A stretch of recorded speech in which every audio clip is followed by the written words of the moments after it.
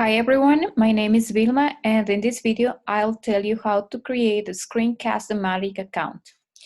You know, screencast-o-matic is a screen recorder that you can use to record video tutorials like this. Right now I'm using Zoom, but you can also use a screencast-o-matic, which is totally free. To create your account, you just need to click on screencast-o-matic, and then you can see that the official website for its screencast-o-matic opens. To create an account, you have to go here that says sign up, it's free.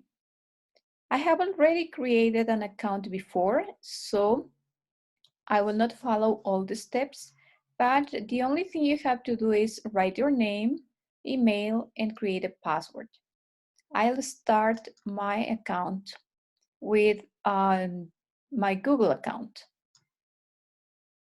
So as you can see, I'm already there in my account, and when I opened it, I can start using it.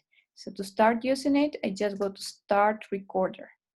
Then I get a message that says, do you want to allow this page to open Screen Recorder Launcher? And I choose Allow. In a few seconds, you will see that screencast-o-matic will start.